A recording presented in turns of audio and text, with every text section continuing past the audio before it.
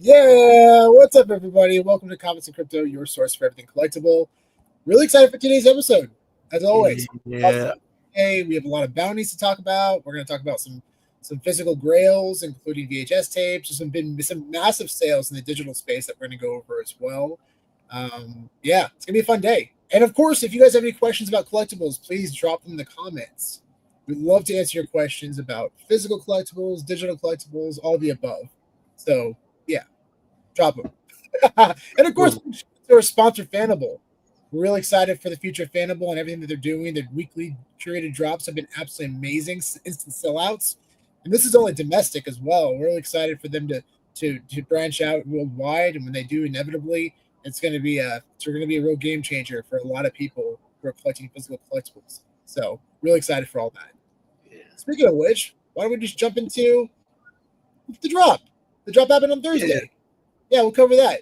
The Indie Legends drop was an instant sellout, and all the packs have sold over retail and the secondary marketplace. So, everyone out there, if you're interested in collecting, there's definitely flipping opportunities. All these packs have sold over retail in the secondary marketplace. So, yeah, just flipping the packs, you can definitely do well. But if you also want to gamble and open it up and get a really cool comic inside, you got that option too. Yeah, exactly. And I want to say real quick, there's nothing wrong with flipping. There's definitely a lot of negative connections towards that word, the flippers, especially in the digital community. But there's nothing wrong with that, especially if you have an opportunity to flip things to purchase what you love. Yeah. That's amazing. You're going to work hard at reselling things to purchase a collectible that you love or for whatever reason. There's nothing wrong with that. I think as long as you have pure intentions and you're honest and transparent, there's nothing wrong with flipping. Mm-hmm. Yeah, so make sure everyone out there knows that. Yeah, my strategy for most of these drops is usually try to get two, and then I usually try to flip one and then open the other. So that way I get to participate, but then also I still kind of get to recoup my initial investment, just in case. That's the strategy that I find is working well for me. Yeah, exactly.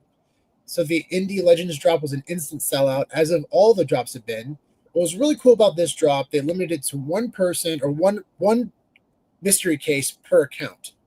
For the first 10 I wouldn't call it an instant sellout. It's sold out basically in a little over 10 minutes, I guess in my mind it would have been instant sellout if they had these typically have been pretty quickly sellouts. But the reason why this one, you're right, this one was about 10-20 minutes was because they kept it one mystery case per account, which I actually loved because over the past couple of weeks, a lot of people have been complaining that they haven't been able to acquire one because we're used to instant sellouts. So this drop was different because they wanted to make sure that this got into the hands of anybody or as many people as possible that wanted to go for it. And apparently that worked because it was still available after 10 minutes. There's still about 30 left. So a lot of people, including myself, was able to acquire too. Yep, same. Yeah, and these have been absolutely amazing drops. People have picked up some really cool comics. It's been so much fun. Our good friend of the channel, Grandison, was able to get this one. Yeah, huge shout out Grandison. Huge shout out to Grandison. That is such a cool comic. This, to me, you'll see in our background, that's a 10.0 grade or 10 grade of the last Ronin first issue. There's only about 20 of them in the world. Spencer and I were able to acquire that one a couple of years ago. We're such huge fans of the last Ronin and just Turtles in general. So this is such a rad comics. Now the question is, Spencer, would you crack this out of the case and get it signed by Eastman? Maybe. I think maybe I'd risk it. I think I would. I would too. You have 5 signatures on there. You need one more, and it's Eastman. So just know, Grandison, if you do decide to go down that road, you'll have to repay for the grading services and all that. Although this is what's really cool is that the signature series, these are all witness signatures, so you don't have to. As long as you go to a Comic-Con event, what they'll do is they'll take it, seal it, and they'll take it with them. So it'll all be witness signatures from CGC. So if you are interested in doing that, Grandison, make sure to contact us because we would love to talk to you about it. Make sure you go about it the right way to ensure a yellow label for all your signatures. But yeah, either way, if you decide not to do it either, that's okay too. Just really, it looks such a cool cover, man. I'm so happy for Grandison. Congratulations. I don't think anybody has hit the big prize yet. Yeah, I haven't seen it announced yet. Yeah, which is a third print of Teenage Mutant Ninja Turtles 9.4 grade signed by Eastman, which is valued around $1,300. So that one's still lingering. That one's still out there. And if you look at the market right now, let's see, I'll go to drop indie. I love how you can separate mystery cases and stuff too. Yeah, the floor is around $106, which is still above retail. Yeah, it looks like, yeah, we're all above retail here. So, Spencer, you're on mute. Oh, sorry about that. I was just saying that there's 100. Yeah, the floor is 100 right now on the top right. Yeah, there you go. The retail is 75 and the floor is 100. Obviously, it really depends on how big the chaser is. That's how you can determine how these will do in the secondary market. And of course, if the chaser gets pulled before you sell it, if you plan to sell a case, then the packs will go down in value. But still, there's a lot of cool comics left in this mystery drop. So very cool. Yeah. Big shout out to Fanable and the Fanable team for organizing such a cool theme. And next week is going to be essentially Galaxy Far, Far Away theme, which is essentially Star Wars and Marvel IP that's in out of this planet in space. So you'll see like Silver Surfer and like Thor and a bunch of cool Marvel characters. Apparently, they're hinting at Silver Surfer, so we might see potentially some big Fantastic Four comics. Potentially, we'll see. I don't know what the lineup is, but I'm excited to see it. We find out when you guys do. So we're excited. Maybe there'll be some Star Trek in there too. Yeah, some Star Trek, maybe some indie comics. But yeah, it's such a fun concept, and it's been a blast watching all this. I'm excited to see the case. I'm sure they're gonna get very creative with the cases. They always do. Absolutely. So transitioning a bit, CryptoPunks was acquired. Absolutely amazing. Spencer, you want to break this down for us? Yeah, they were acquired for, I think it was either $20 or $25 million from the Node Foundation, which is a foundation that was created earlier this year, kind of with the purpose of preserving, kind of digital art and provenance and all that. And I think it's a really cool move. And so like the actual founders of, I'm blanking on the name of the studio behind CryptoPunks, but yes, there we go. But yeah, the actual studio, two of the people, two of the founders from them are actually part of Node. And I think really it's exciting to see CryptoPunks kind of take on, I guess, less of a corporate focus. I think the IP is able to live on longer in that aspect. So yeah, I think this is a really, really cool move by them to try to really just preserve the IP for the long haul and make sure that it doesn't get kind of too caught up in corporate bullshit, pretty much. Yeah. No, I'm curious. So since the IP was acquired, did the people who own those individual NFTs, do they own the IP for the individual NFT? Like kind of like Bored Ape? I believe it's not set up that way for CryptoPunks, but I'd have to confirm. But yeah, I'm not totally sure about that one actually.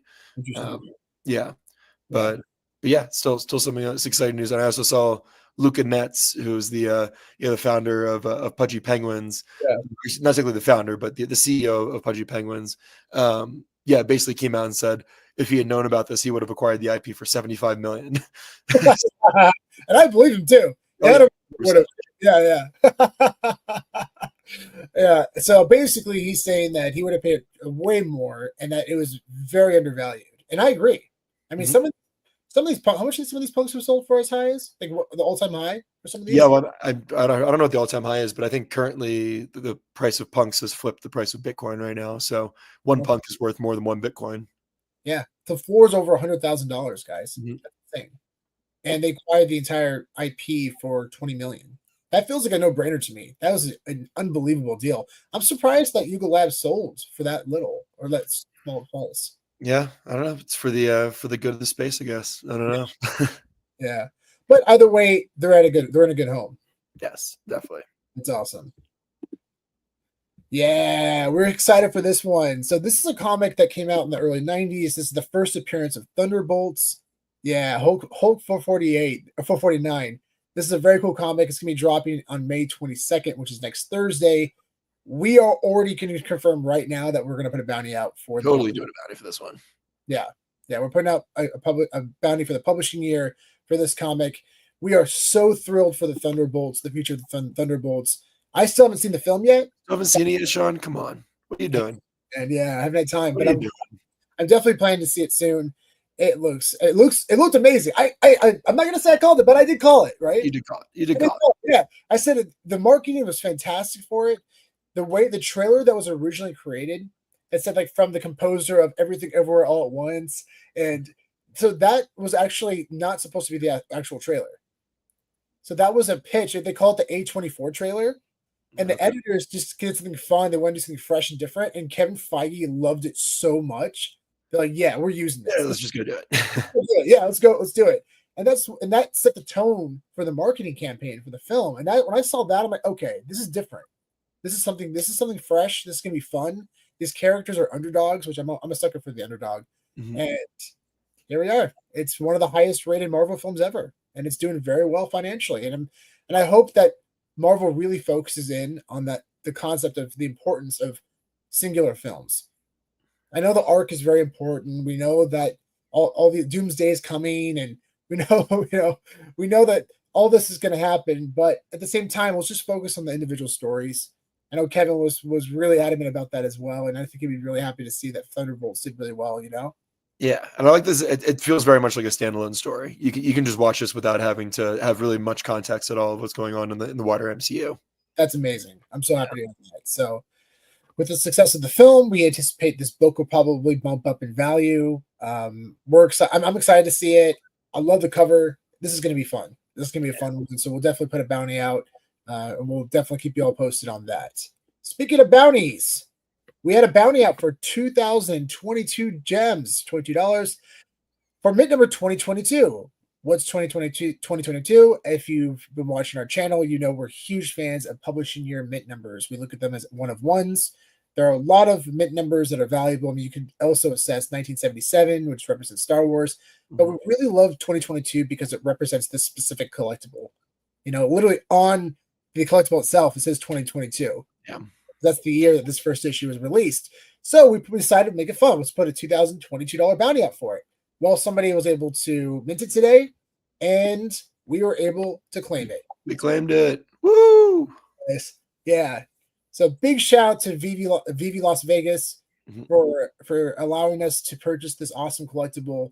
This is a really cool mint number, and we're so stoked to have this in our collection. This is awesome. And so I love that it's the common cover too. Yeah. The past few haven't been commons. They've been like rares or ultra rares, which are great, by the way. It's still fine. It's still fine. Great.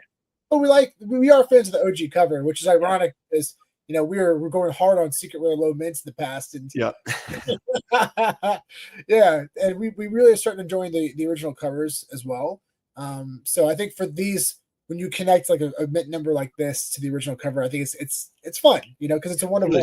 So each one of one, you pick whatever cover you want and what has most value to you. Although I do like the secret rare cover as well.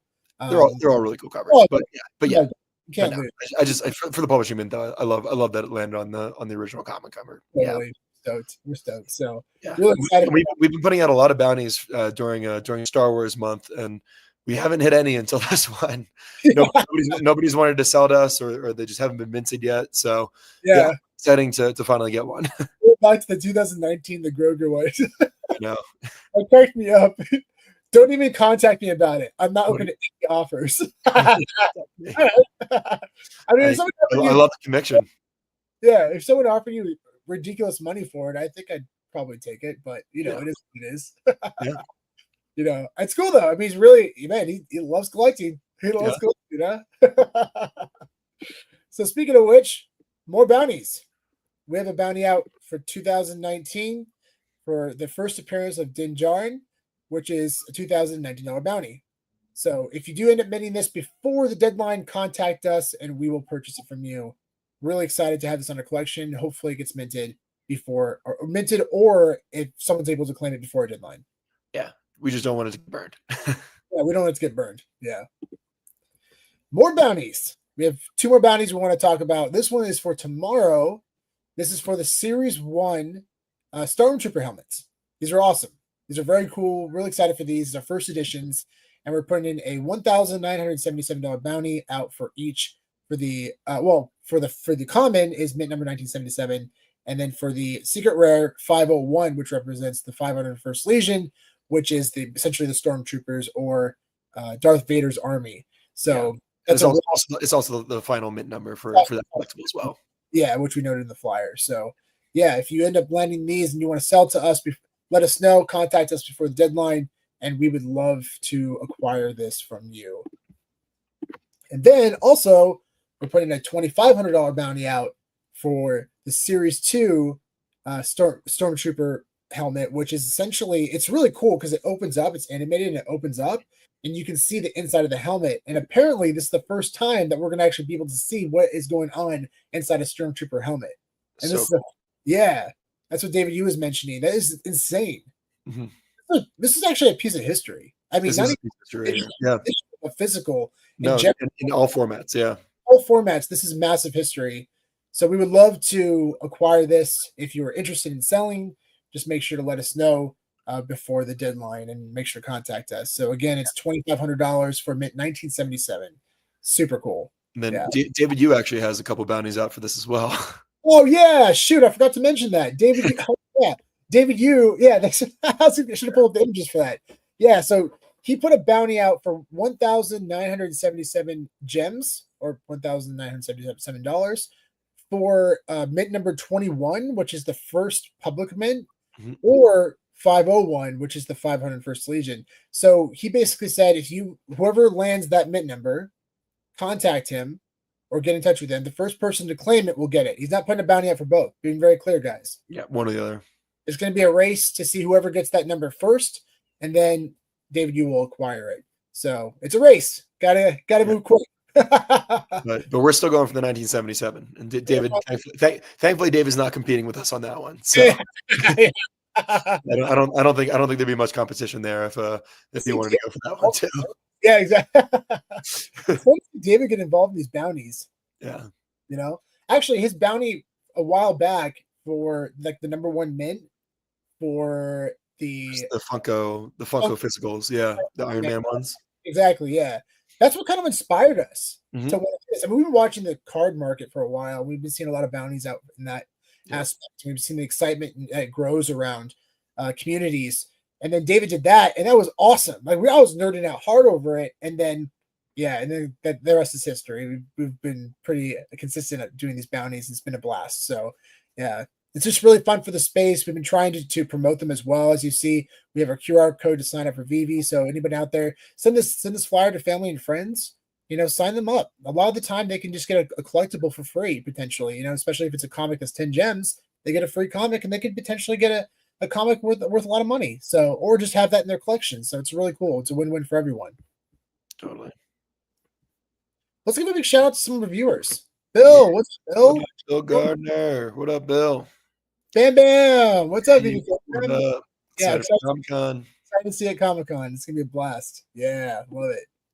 Yeah, we're hoping to see more live streams we're hoping to see more VHS auctions. Yeah, there just haven't really been auctions going on recently for at least, specifically for VHS. So yeah, we're hoping to see more. There have been some popping up here and there. Mm-hmm. I will say the market is really picking up. It is. There was one auction that didn't do very well on Heritage, and we live streamed it. I think it was our last live stream. Yeah. It pretty much bombed.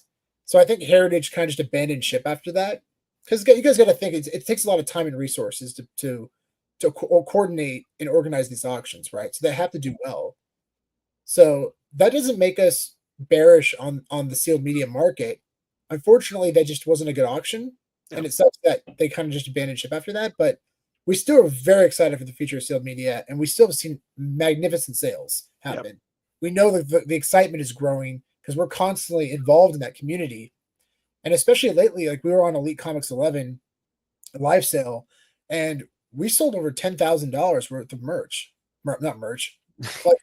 Worth of merch. $10,000 worth of collectibles. It was only like 15 tapes. Yeah. It's like a mixture of cassettes but mostly VHS and mostly VHS.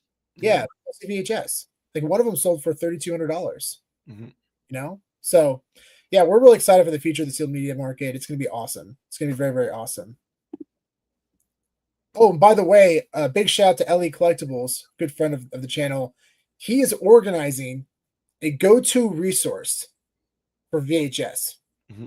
So if you're looking to invest in the VHS market or just acquire tapes for your collection, and you want to understand like what it is you're buying and which ones to look into, this is your chance.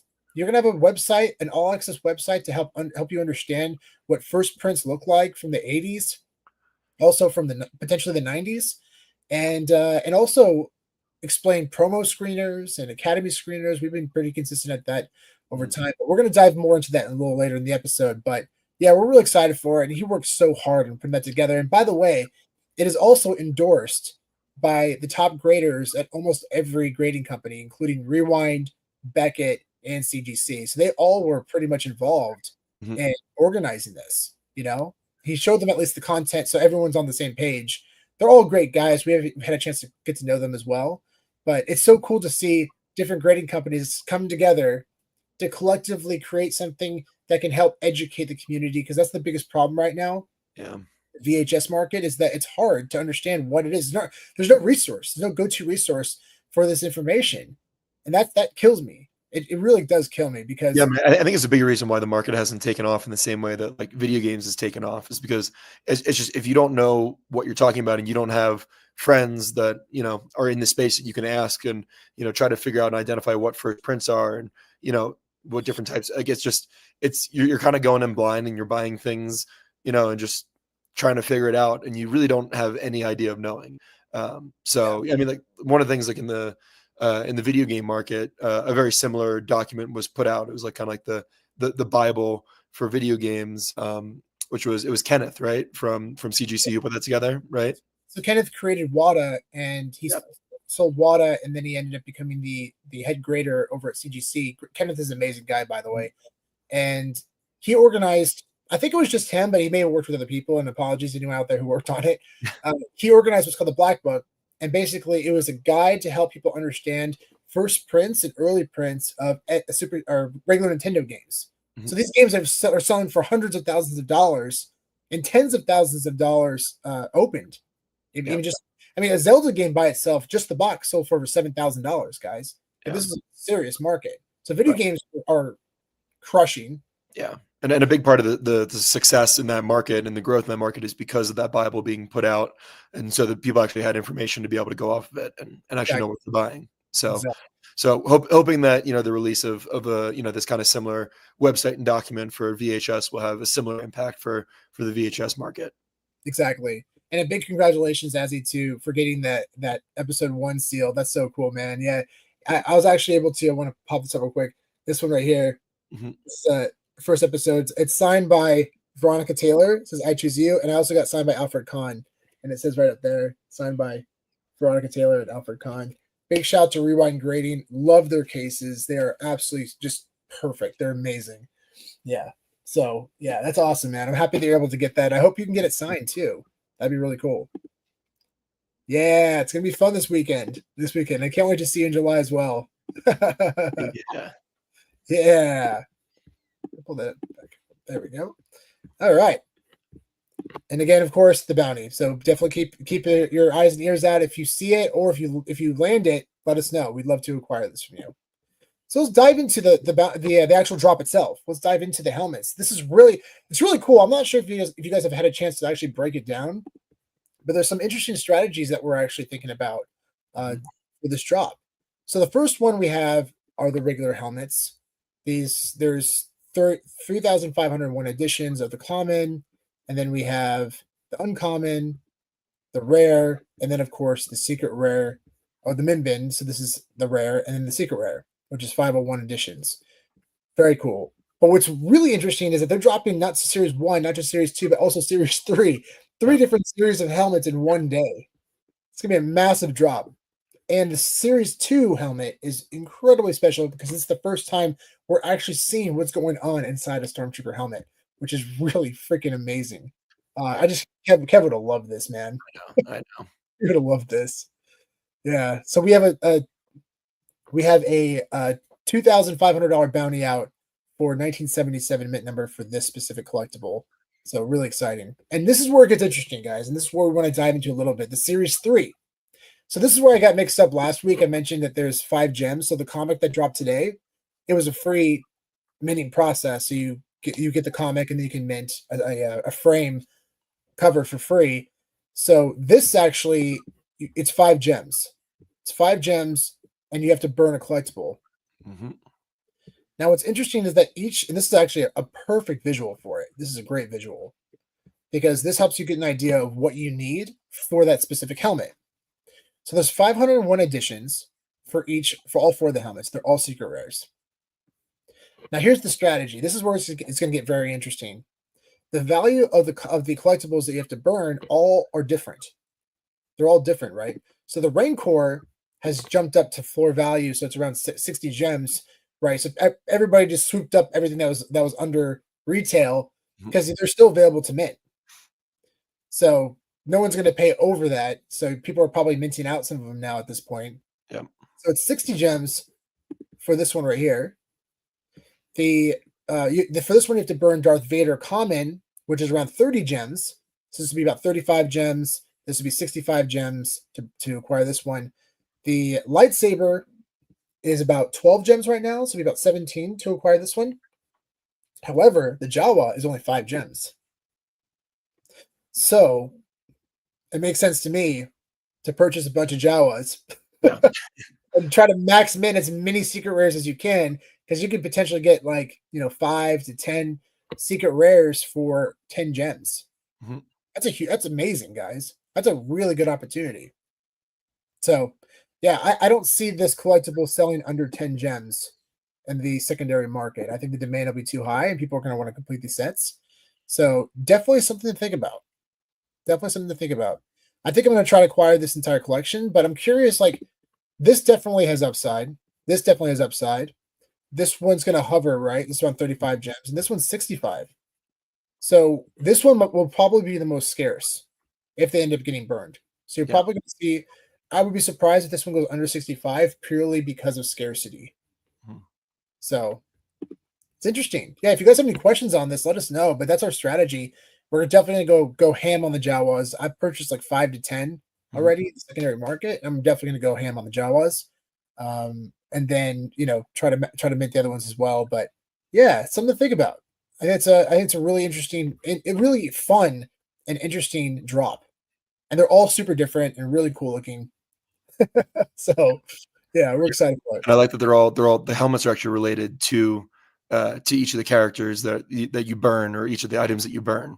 That's a really, really great observation. Yeah, you actually, in the top left corner for the Dark Lord Sith, you actually see Darth Vader's lightsaber through his head. Which is actually, I mean, technically it's the first time we see Darth Vader's lightsaber on the blockchain, right? Well, I mean, besides the actual, I mean, individually, I guess. I mean, within the actual Dark Lord of the Sith collectible, you see it, but yeah. Oh, that's a good point. Oh, okay, yeah. So it's kind of the same idea. You see him holding it, That's a good point. That's a good point. Yeah. Yeah. Good. Yeah. Good point. It's literally right there in the photo. Yeah, it's right there. It's right there, Sean. Open your eyes, God. Yeah, it was interesting too because I was curious if people are gonna start swooping up lightsabers, but people probably have a lot of them already because there's 17,000 of them, right? Mm-hmm. So they're not selling like I thought they were going to. So it's interesting. Yeah, I put some up for Omi. I was flooring them for Omi because I'm definitely trying to sell some stuff for Omi at these prices. How can you not, right? It's crazy. Yeah, it's crazy. So yeah, and on Stacker, of course, you can see up-to-date information, including the VeVe floor price, and also, of course, the Omi floor price as well, which is really cool. Yeah, I love Stacker. What's really cool, big shout out to Stacker, the Stacker team, and Dr. Profit, and of course VeVe as well. But now you can acquire crypto via credit card on Stacker, so you can buy huge. You can buy ETH and also USDC on Stacker, and then you can convert that to Omi in less than 60 seconds. That's amazing. That's amazing. This is what we're waiting for, right? We've been waiting for this for a long time. We're so excited to see it, and here we are. We finally got it. So hopefully we're going to start seeing those burns happen, because people are buying. People are buying on Stacker. It's fun, actually. You can actually see sales. If you go to analytics and you go to market activity, you can see, where is it? Is it here? No. Oh, it's sets, collections, leaderboards. I think market activity is what you're looking for, isn't it? I think so too. But it doesn't just show the floor price. I remember looking at it and it said it shows the actual sale prices. Discover maybe? Oh, here we go. Sales. I knew I'd find it. There you go. Look at that. It shows sales, actual sales data.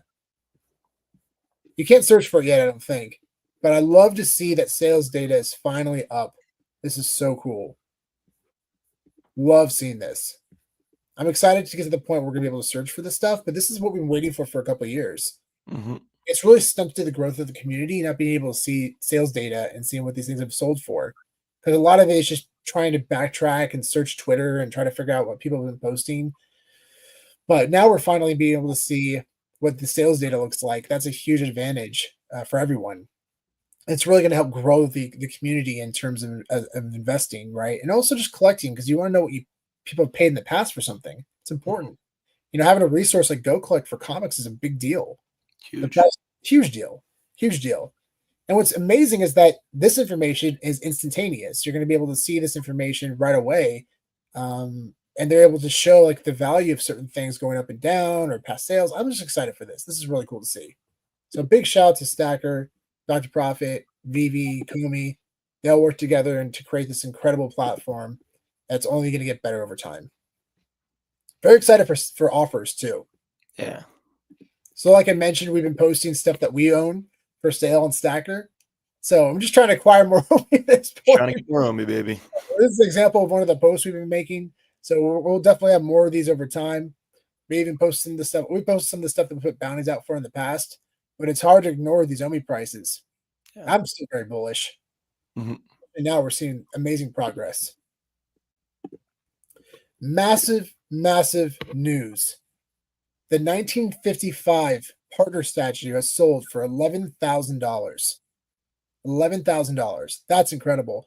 So, according to Stacker World, this is the first sale ever for this mint. Wow.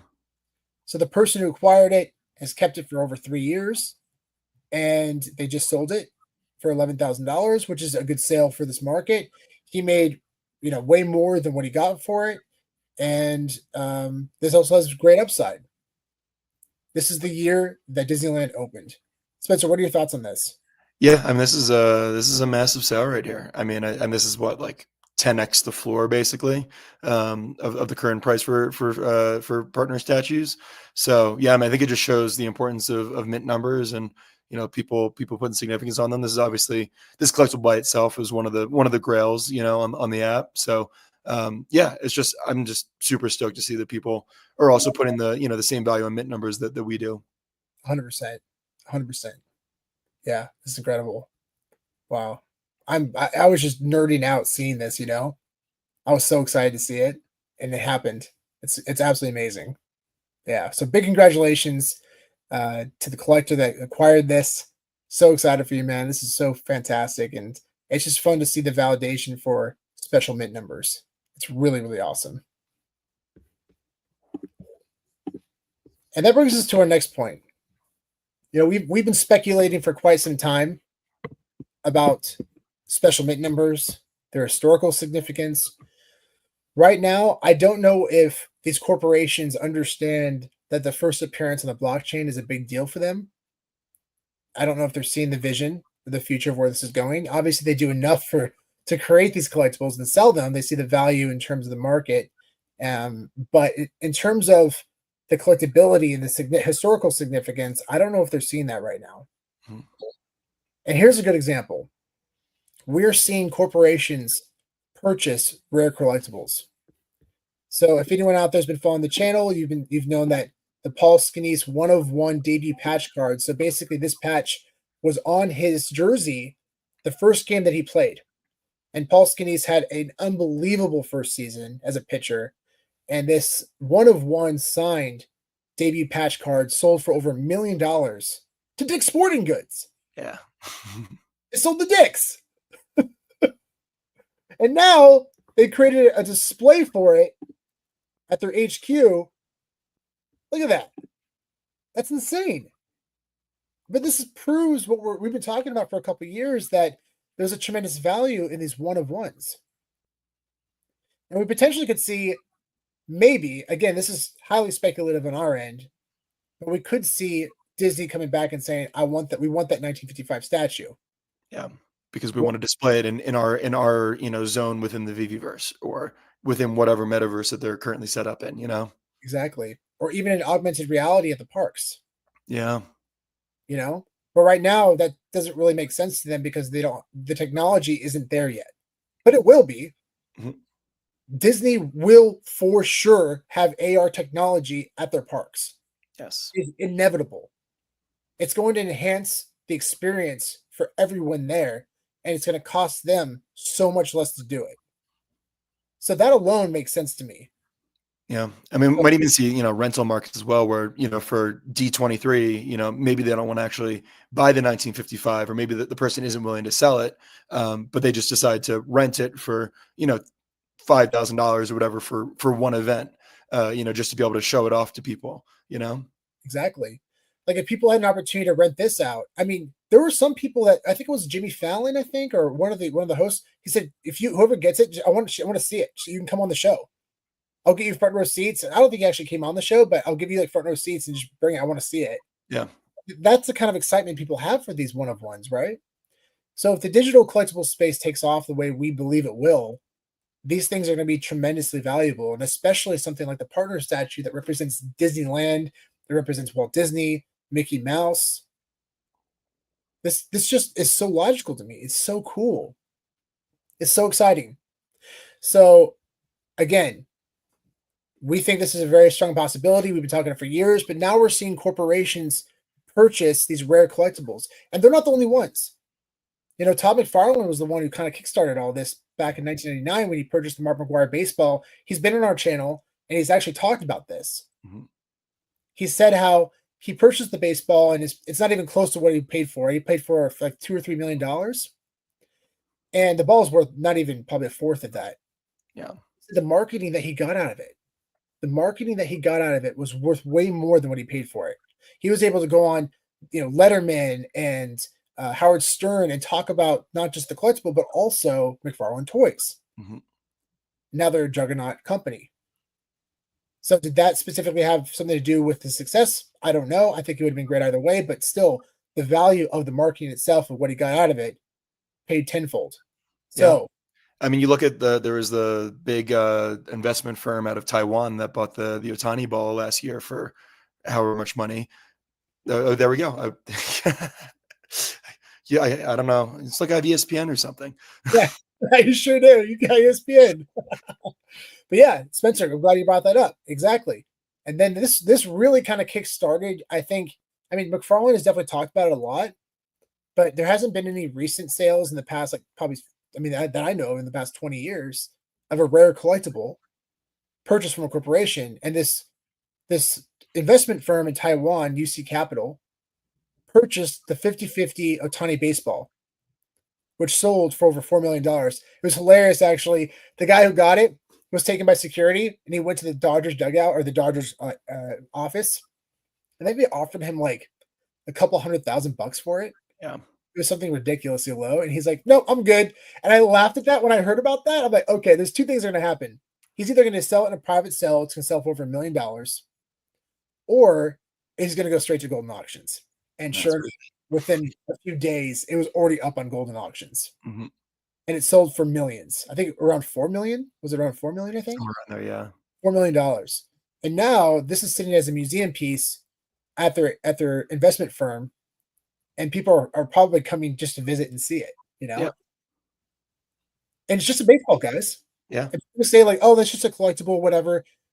But it's the historical value and what it represents. And people are passionate about that.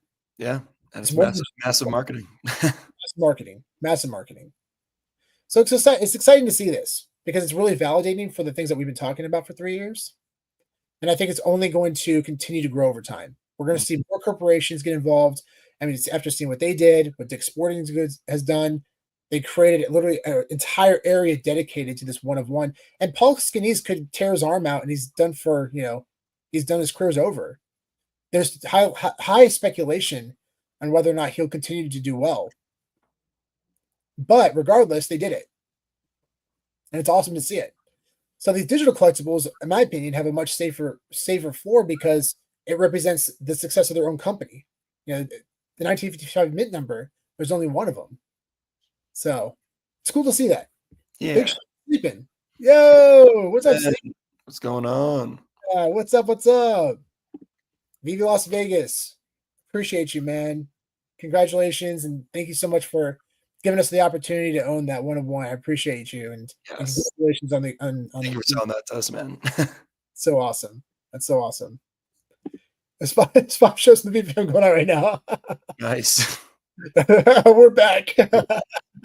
No casual. Well, thanks for choosing us. Thanks for joining us today. Appreciate it. Wes, bounties are way too high in this current market. Should cut your bounty price in half, and they would still sell. I'm gonna push back on you, Wes, on that, because there have been multiple people who have landed the collectibles and have refused to sell to us at the prices that we wanted them for. Yeah. So I actually really disagree with that. I disagree as well. Yeah, the 2019 was turned down. We put $1,000 bounty out for the Stormtrooper. That was turned down. We've only acquired maybe 10-20%, maybe tops of our bounties we put out. Yeah, we don't claim very many of them. Most of the time the collector ends up keeping them. But I think we've only acquired like 5, 6, 7 out of the 30 that we've done, something like that. So yeah, we haven't acquired many of them. It seems like we are, because we keep putting bounties out, but no one people want to keep them. We have very, very few of them. Yeah. That's also the point of a bounty, is to make it high so somebody wants to sell it to us. Mm-hmm. We could have put, a little bit more, but I think that's a fair market value for it, and it's definitely above fair market value for it, and that's kind of the idea behind it, right? The point of a bounty is to put up a price where you can acquire it. So we want it bad enough, we're willing to pay for it, and we did. Yep. And also, it's like we part of it is like we want these collectibles to sell, because we don't want these things to just get burned, like we want to put them at a high enough number that people are motivated to buy them, so that they actually end up getting minted, and they don't just get burned and destroyed and lost forever, because these are super significant 1-of-1 mints, and it's just a shame to see these things get burned. Like Fantastic 448. Mm-hmm. First appearance of Galactus, first appearance of Silver Surfer, that got burned. Yeah. The 1966 is gone forever. So, yeah. So we want to create excitement for the community. It's been fun. We're now trying to figure out ways to try to get other people involved with these bounties. We've been trying to promote our bounties on social media to try to bring in new users. Mm-hmm. We'll see how it goes. We're definitely trying. But either way, it's fun for the community. They're enjoying it. And that means a lot to us. Yeah. And again, if anyone out there, I can't emphasize this enough. If anyone out there wants to counter our bounty, please do it. Yep. We're not monopolizing this. We're not trying to monopolize anything. We want and encourage everyone to get involved. Totally. And if you put a bounty out, we may counter it. Yeah. Fair game, guys. Yeah, we've done that before. Yeah. It's fair game. It's fun. We're excited for this stuff. And we're really excited for it. So it's a win-win across the board for everybody. And it's so fun to see people who are able to acquire them. Yeah, it's a blast.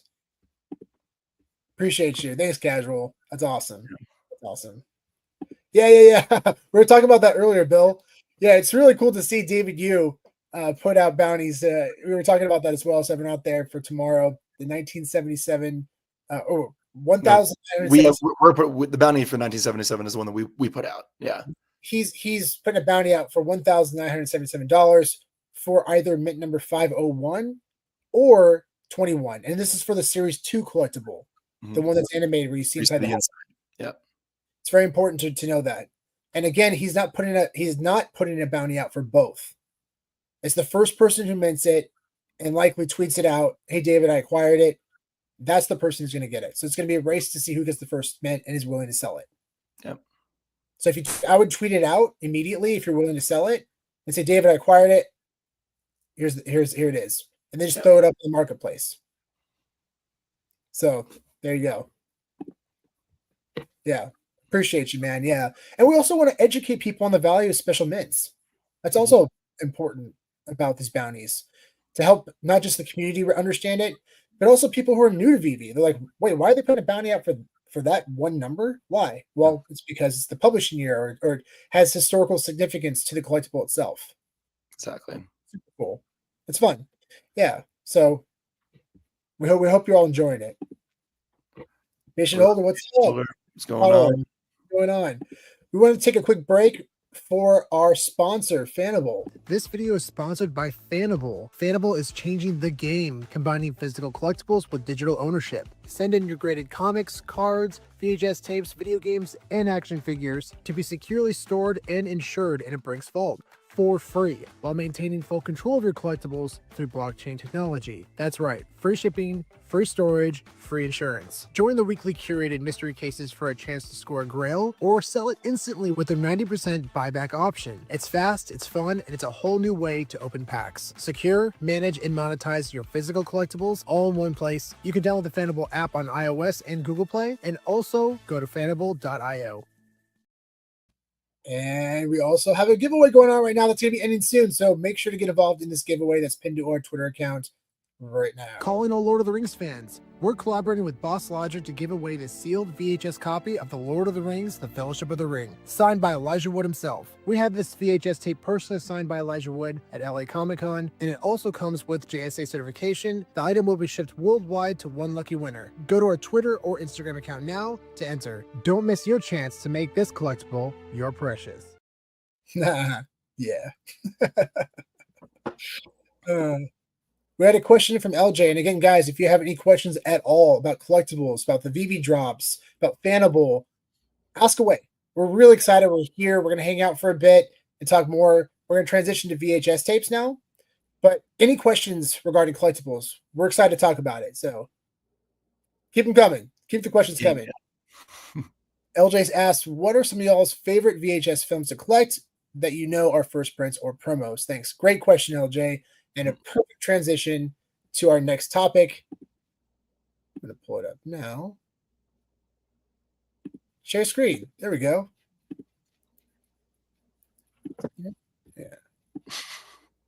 Yeah. VHS tapes. So what are some of the biggest tapes that we enjoy collecting?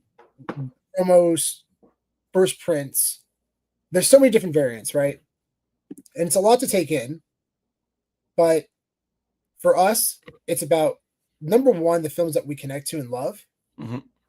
So we're investors / collectors, right? Because I like to invest in things that I love. Exactly. That's what makes this thing. Which makes it tough sometimes to let them go. Which as an investor, sometimes maybe isn't the smartest thing. Hard to let it go sometimes. But that's why a lot of the things that we do have, we consider grails, and we're holding on to that for the long term. Totally. But there's also things that you can get that are really valuable that you can potentially flip. And again, this is why there's nothing about flipping. We flip. Yep. We flip collectibles for sure. And we do that so we can acquire things that we really want. And we get them potentially for a much lower cost or even for free. Mm-hmm. So that's what's really exciting about flipping in general. But again, it's about transparency and honesty. So on Golden Auctions, we want to pull up some of the biggest sales of all time. So this will give you an idea of what some of the tapes have sold for in the past and how well it can do in the future. And again, before all these sales happened, we were already involved in the VHS market. We're really excited about it. We've been involved about 3 or 4 years now. And a lot of it stemmed from, our conversations with amazing people in the community, including, big shout to Jason Rendell up of Crypto and Joe Morelli and our good friend Ethan Sretsky. He's an amazing guy and unbelievably knowledgeable in the media market. Yeah. And, as well as all the guys at all the grading companies as well. Yeah. And seeing the biggest reason why we started believing in it, one, we're movie lovers, so it makes sense to us. Mm-hmm. But seeing the video game market. The video game market, guys, go on Golden Auctions and Heritage Auctions, type in past sales, and type in Mario and hit the highest sales. There are games that have sold for hundreds of thousands of dollars. There was a Super Mario N64 game, like Super Mario World, sold for over $1 million. And especially the original NES games have sold for as high as $2 million. Yeah. Now, I don't know if the VHS market will get there, but it's very possible. Yeah, and there's so many similarities in terms of the sealed media. I mean, it's when these video games came out, they were extremely expensive, and the same thing as VHS and Betamax. When these tapes first came out, they were extremely expensive. So the idea that somebody bought some of these things, some of these things in the early 80s, where I think like inflation adjusted, most VHS tapes, ended up costing like $300 in today's money, pretty much. So to buy one of these tapes and not open it and not watch it at home, and to be able to find one of these things still sealed is incredibly, incredibly rare. And that's basically why video games, have gotten so valuable. I mean, plus, there's so much nostalgia, associated with them because people love playing these games. And that same nostalgia is also associated with movies as well. So I think there's so many parallels that it kind of builds our thesis around, why we think, sealed media around, VHS, beta, and things like that are going to, have a similar trajectory to video games. Yeah. And just so everyone out there know, if you're just joining, we talked about this earlier, but there's going to be a one-stop shop for resources for VHS tapes. And it's coming very, very soon. Mm-hmm. It's going to be a website that it's going to help educate the community for new investors, for old investors. It's really exciting. I've had a chance to see an overview of all the detail that's going to go into this website. It's going to cover first print tapes. It's going to cover promo screeners and academy screeners, their historical significance, why they're valuable. Yeah, it's exciting. It'll be what you need to be able to identify what is and what isn't a first print, so that you're not, making mistakes in the market. Yeah, exactly. So, like here, for example, this is from Golden Auctions, sold in 2022. This is the highest selling VHS tape in history, at least in public history. This is Star Wars, a true first print. This is a first print. There's another variation of a first print as well. It's they call it like 1.A, 1.B. Yeah. The red tab on the bottom left corner indicates a true first print. This sold for $114,000 back in 2022. There are only 10 known sealed first print copies of Star Wars in existence. And guys, I've talked to like whale collectors who've been collecting for 20 years in the VHS market. I've talked to head graders at most of the big companies, and they all collectively say the same thing. There are about 10 sealed first print copies of Star Wars. That's crazy, guys. Absolutely insane. So it shows the level of scarcity and also popularity. Yeah. I mean, these tapes, when they first came out, they're around $80 to $100 to purchase back in the early 80s in 82. Yeah, which inflation adjusted, you're looking at like $300 basically in today's money. So, yeah. But also, yeah, exactly. But also, people weren't thinking about the collectability aspect. Collectibles weren't worth anything close to that. So you buy it to watch it, to enjoy it, because you're paying good money for it. Yeah. So will more pop up in the future? Absolutely. I know there's some probably sitting around and, in dad's attic, just chilling there, waiting to be found. It's going to happen. More are going to pop up. But the question is, how many more? And I doubt that many more are going to pop up. Probably not. I don't think so. Same with Back to the Future. We'll get to that in a little bit. Back to the Future, there's only around 10 known sealed first print copies, and we're lucky enough to actually have one. Let's see, is this it? Yeah, that's it. Uh-oh. Don't drop it. Yeah. And we had it actually signed by Michael J. Fox. I'll pull it up again later, guys. We're going to talk about Back to the Future, but yeah, it's amazing. So these are films that we love. This is IP that we love. So to have a chance to invest in your favorite films is a special thing. And I think people are going to really get excited about it. It's been fun going on like Elite Comics 11. We've sold some of our collectibles, and people have been really excited about the VHS market, have been asking about it. So it's been really fun. But yeah, Star Wars is a really special tape. Very, very rare. There are other variations. Like this one sold for $57,000, which probably was, I don't know. It was back in 2021. I don't know. There was a little bit of a bubble in the market during that time where things got a little overhyped for a time there. Yeah, and this is an 84 print, and VHS DNA I feel like kind of dropped the ball on this one because they put 1977 on the top and the label there. This company doesn't exist anymore. They're dissolved. But yeah, I think this one probably sold for way too much. Yeah. It's very possible they thought this was a first print tape. And see, this is where it comes to education. Yeah. I mean, I would have it. A lot of people were speculating during that time with absolutely no knowledge of what they were buying. Yeah, the market was hot. Everyone was buying everything. So they're paying big money for stuff without, they're more reacting than just sitting back and watching. So yeah, it happens. But the most important thing, and the big reason why I'm so excited for this resource, this website, is because people are going to be able to dive deep into their investments and understand what it is they're buying now. And that's a huge advantage as a collector. We want that. We want everyone to know what they're buying and to be excited about it. Because the worst thing is paying way too much money for something and then you realize it's not what it is. Yep. I'd be very upset. Yep. Yeah, and also that's not to say that print isn't still a very valuable print if you can find that, sealed. It's like the CBS Fox ones; those are still extremely, extremely valuable. Yeah, exactly. So when we think of films to invest in, especially first print copies, when you're thinking 80s, think of films that are probably the most popular. That's probably going to be a safe bet for you, but also the scarcity factor. Indiana Jones. Also, aware, this is the first print copy. This sold for $21,000 on Golden Auctions. And you can indicate a Raiders of the Lost Ark print by a couple things. Wait for it to pop up. There we go. First is right down here. You have the Coming Soon from Indiana Jones and the Temple of Doom. And then also on the back, you have the watermarks going downwards like this. Yep. Those are called waterfall watermarks, basically. Yeah. And that's an indicator of a first print Indiana Jones tape. Very, very cool. And that one sold for $21,600. Really awesome. And then you have like a first print Halloween that sold for $18,000, Karate Kid. So this is like peak pop culture, right? That's also something that's important to think about. Peak pop culture. Maybe the Karate Kid wasn't a sentimental film for you, but it was for a lot of people. Yeah. And that tape sold for $19,800. So it was definitely valuable to at least two people. Yeah. Back all you need is two. All you need is two. This is probably likely one of the 10 first prints. This one sold for $17,000 in 2022. Mm-hmm. Very cool. And you can identify a first print copy with wraparound watermarks. Yeah, the offset wraparound watermarks like that on the bottom there. Exactly. Yeah.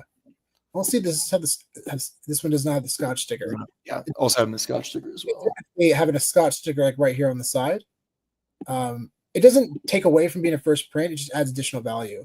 Sometimes the sticker has fallen off, like ours, it fell off. But I've seen some tapes with an actual Scotch sticker on it, which is really cool, and it definitely adds value to the actual collectible itself. Yeah, and with that one, I mean, you can also identify first prints CIB, just because getting one sealed is so out of reach for a lot of people. Being able to find one, there's a couple different ways to identify. So one, I think it has the gray tab, right? On the VHS, it's gray instead of black, so it's like the offset tab, and then the year is actually wrong on the tape itself, right? For Back to the Future. Back to the Future, yeah. Yeah, so it says 1984 on it, so it's a misprint. So this is where we speculate in the CIB market, right? So video games that took off, selling for hundreds of thousands of dollars, sealed. They're incredibly rare. So then the logical next step is CIB, which means complete in box. So people are starting to spend tens of thousands of dollars on CIB. So we speculate that's very possible for the same with VHS. So if you see a Back to the Future, especially if it has the wraparound watermark plastic still on it, like we have one actually, right? Oh, actually, this is a perfect example. This is I'm going to pull the screen down for a second. So this is a first print Back to the Future. We also had it signed by Michael J. Fox. This is a CIB. It's still open. Yeah, so it's broken at the bottom, but it still has the original seal on it. Still has the plastic on it. Yeah. Which is so cool. And we had it signed by Michael J. Fox. So this is a CIB tape signed by Michael J. Fox. And what's really cool, it still has the Scotch sticker on it. Scotch sticker. So that's rad. We got this for like $50. It's a no-brainer. Insane. There was another one that popped up, and they pop up every once in a while. Mm-hmm. There's another one that popped up, and someone that like sniped it within like 20 minutes for $200. And I was thinking about buying it, and I just like, nah. And then it was gone. I'm like, oh, should have gotten it. So I was just going to pull that up too. So, did Wes hear anything what you said? I don't think so. So, Wes, it really depends, man. It depends on the actual VHS itself. I mean, yeah, if you're going to buy like a Lion King, open tape, yeah, they're not worth much because there's thousands of sealed Lion King tapes out there still. So, yeah, it's not worth much. But if you get a high condition first print of Star Wars, especially if it's a high grade, yeah, that's worth money. Because there's 10 in the world that are actually still sealed, and so many people are going to be priced out of buying that, and only 10 people in the world can own it. Basically, if you want to be able to still invest in that, the next thing is basically to go CIB and then to buy something CIB, but in really good condition. It's just like comic books, it's the grade is going to determine the value. So, yeah. Okay. You give us. Wes, our apologies. Our apologies. But yeah, that's what we're thinking about, right? It's important, and that's a good question. I mean, you're right. For a lot of tapes, they're not worth much. Yep. But then you look at like Academy screeners. There were only about 4,000 to 6,000 produced between 1990 and 2010. There are only 4,000 to 6,000 Academy voters. So only 4,000 to 6,000 prints of a tape. A lot of them probably were tossed out, thrown away. How many are still sealed today? Not many. Very few. Not many. I mean, I've talked to a lot of people, and that we mentioned earlier, we talked to a lot of the head graders. We talked to the big whales in the community. And a lot of these tapes, they've seen like only a couple emerge in years. So like Lord of the Rings, Return of the King. And this is where you think about Academy screeners, right? For the most part, it's fun to see rare variants of a film you love, even if it didn't have any significance in the Academy Awards. Like Harry Potter. We have a Harry Potter sealed VHS of Harry Potter and the Sorcerer's Stone. It's an Academy screener. I don't think it won any awards, but obviously it's Harry Potter, right? Yep. So significant film, valuable, very rare variant of the first print. You can find first prints. They're not super valuable. Lion King, another example. There's 30. We just mentioned it. There's 32 million printed VHS tapes. It's the highest selling VHS tape of all time. The Lion King. Good trivia question, by the way. Mm-hmm. However, we have a sealed Academy screener for your consideration of the Lion King. And again, I've talked to a lot of people, and they've seen one. The one that we have is the only one they've seen in probably the last 10 years, 15 years. They've never seen one before. Some of them haven't never seen one before, and they've been collecting for 20 years. Yeah. Will more pop up? Absolutely. I fully expect them to pop up, and I hope they do, because I don't want to hold the only one. I want other people to enjoy it too. Because it'd be pretty cool to have the only one. It's also great at 9.6. So I mean, I don't. Yeah, to find one at a higher grade than that'd be, I don't know. Yeah. But yeah, I was gonna say also kind of like looking at like the parallels to the video game market. There are a lot of video games that sell extremely well CIB just because they're so rare and so old and such popular IP associated with it. So original Mario games have sold for $70,000, $80,000 as CIB. Zelda, $20,000, $30,000 last year. A box, just the box. It literally says box only. We tweeted this out. Yeah. Box only sold for over $7,000. There's like a 9.4 grade of the box. Again, high grade. Sold for over $7,000, guys. Yeah. And I fully expect that concept to transition to the VHS market or the sealed media market. Yeah. So there's a lot of horror tapes as well that sell really well CIB, like market. Yeah. Yeah. Yeah. There's some really niche horror films I've never even heard of. There's one just very low production runs. Yeah. There's one that sold for over $7,000 CIB. And apparently there's only 300 ever produced, and no one's ever seen a sealed copy. Mm-hmm. An open one, a CIB, sold for over $7,000. Was that the refrigerator one? That was one. It was a different one. Let me try to pull it up. But yeah. But anyway, that's our spiel on why even some stuff that isn't sealed can still be valuable. Totally, 100%. And then you look at like promo screeners. This one's super interesting.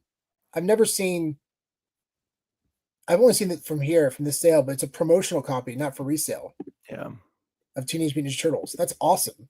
This is another one that LJ that we like to collect the first prints of, still sealed, and these sell usually around like $100, sealed, or just like ungraded. Yeah. First print sell for around $100 or so. Mm-hmm. Actually, I was able to be identified by the Pizza Hut sticker on it. Yeah, exactly. As well as watermarks. I was actually able to pick this one up recently. This is possibly the nicest. This is crazy. This is probably the nicest copy of Teenage Mutant Ninja Turtles I've ever seen. I've bought about 30 of these. and this one is just the mintiest of the mintiest I've ever seen. I sent a photo over to Rewind Grading. I was like, guys, what would this grade as? They're like, that would probably get a 9.6 or more. Yeah. Coming from Rewind, because I've seen maybe 198 that they've ever graded. They're harsh graders. They're hard graders. Harsh graders. So yeah, I thought that was pretty cool to hear him say that. Like, wow, that is super minty. But yeah, but these Academy screeners are exciting. And again, like Lord of the Rings, Return of the King, for example, you can find first prints. Like here's one right here. There you go. Right here. Now I'm like 90% sure this is a first print. I'm not 100%. But this is a early print, at least, of Return of the King, still sealed. We had it signed by Sean Astin and Elijah Wood as well. So you can pick these up. They're not, they're not super uncommon to find. You can easily find them for very affordable prices. Now, I do believe, very much like the Lion King, even though there's a ton of them out there, the highest grades. 9/8s, if ever 9/9s or 10s pop up, those will sell for insane premiums because it's all about grading. It's how you differentiate value. However, now we flip back over to Academy screeners, right? So we talked about like Harry Potter, very popular film. Awesome. There's other Academy screeners that we've had for films that didn't do very well in the Academy Awards, sure, but they're still very, very popular or successful films. Lord of the Rings, Return of the King, specifically, the third film, is extremely fascinating because it not only has the pop culture significance, it's one of the most successful franchises ever, financial monster, but also it was arguably the most successful film in the Academy Awards ever. Yeah. It tied for the most Academy Awards, 11, with Ben-Hur from the 60s and Titanic from 1996. Tied for 11. But the difference is Return of the King went 11 for 11. It swept the Academy Awards. I don't think in our lifetime, in the next 100 years, we're ever going to see that again. 11 for 11. That's bananas. It was super fun to see Everything Everywhere All at Once do really well. It won like 6 or 7. It didn't sweep. And it did really well. That film was amazing, by the way. If you haven't seen Everything Everywhere All at Once, it's a masterpiece. Yeah. But Return of the King. So this is what you got to think about, right? If you're collecting, obviously collect what you love. Just make sure you understand the value you're buying into. But when it comes to investing, those are the things you have to think about. Pop culture significance, historical significance, and that's why those Academy screeners are so special. They're so special because they represent something so significant. And like the Return of the King and Lord of the Rings, Return of the King, this one's still sealed. Still sealed. The double VHS tapes. You have the for your consideration credits on the back. Amazing. This is, in my opinion, a museum piece. They pop up every once in a while. I've seen one other one pop up in the last year. And we actually know the person that bought it. Big shout out to him. That was awesome. Super happy I was able to get it. But if you see those pop up sealed, get it. Yep. Because I don't think there's many out there. No. Yeah. So anyways, yeah, if anyone has any other questions, we're going to probably wrap up soon. But that's awesome. I have a beta version of Sealed Ninja. That's so cool. Very cool. That's awesome. I've only seen, I think, maybe a couple of them, but there's a kind of a rare variant of the film that has a bandana sealed inside with the VHS tape as well, which is a super, super cool one. I think that must have been some kind of a promo. There we go. Except all on standby. Yeah. I've seen maybe like 2 of these. Yeah. So they're called the bandana variant. And I saw one collector have it a while back. And he wouldn't let it go. I was going to say they refused to sell it. Yeah. The time was a 1 of 1. I'm sure more will pop up. And I've seen maybe 1 or 2 other ones pop up in the past like 3 or 4 years. We still don't really know the full story behind them. No. They're super interesting because they are first prints. And I think that they're associated with Target because I've seen some with a Target sticker on it. So it could have been a specific promotional tool from a corporation like Target, for example, which makes sense because they sell a bunch of different things, including toys and stuff. So yeah, super fascinating. Super fascinating. All right. Well, great episode, guys, and thank you for joining. This is a lot of fun. If you have any other questions or recommendations, give us a shout out. We'd love to. If there's anything you want us to talk about next week, you just let us know. Let us know. We'll make sure to bring it up. Yeah, this has been a lot of fun. And again, big shout out to our sponsor, Fanable. If you're not involved in their weekly curated drops, make sure to do so. They're an absolute blast. And yeah, whether you're a collector or a flipper, it's been a win-win for everyone, really, at this point. It's been a lot of fun.